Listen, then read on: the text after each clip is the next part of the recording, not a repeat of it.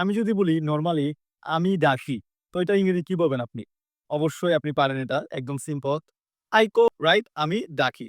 এখন যদি প্রশ্ন আসে যে আমাকে ডাকা হয়, তাহলে এটার ইংরেজি কি হবে? আবার আমি যদি বলি যে আমি ভাত রান্না করি, তাহলে আপনি এটা খুব ইজিলি বলে ফেলবেন যে I cook rice, রাইট?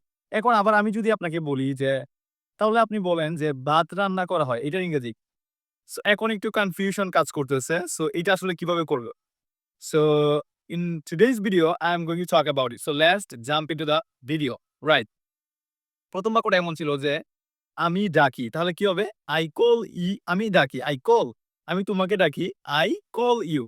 এখন আমি যদি বলি যে আমাকে ডাকা হয়, তাহলে এটাকে আপনাকে করতে হবে প্যাসিভ এ। কোন একটা কাজ নিজে করতেছেন না। এই কাজটা কিন্তু অন্যের মাধ্যমে সম্পন্ন হচ্ছে, রাইট? অন্যের মাধ্যমে কাজটা হচ্ছে। আপনাকে ডাকার কাজটা কিন্তু আপনি নিজে করতেছেন না, অন্য কেউ ডাকতেছে। সো এরকম সেন্স এ আমাদেরকে প্যাসিভ করতে হয়, রাইট? সো I call আমি ডাকি। আবার যদি আমি বলি যে আমাকে ডাকা হয়, তাহলে আপনাকে এটা প্যাসিভ করতে হবে, রাইট? সো প্যাসিভ এর মেইন কথা হচ্ছে be verb plus be3. So এখন আপনাকে বলতে হবে যে I am I am called I am called আমাকে ডাকা হয়। আমাকে আমন্ত্রণ করা হয়। I am invited I am invited. Alright. So 2nd বাক্যটা এমন ছিল যে আমি ভাত রান্না করি। এটা তো সিম্পল পারবেন। I cook rice আমি আম খাই। I eat mangoes, right? So এখন আমি যদি বলি যে ভাত রান্না করা হয়। এখন দেখেন ভাত কিন্তু নিজে রান্না হইতে পারে না। এটাকে রান্না করা হচ্ছে, রাইট?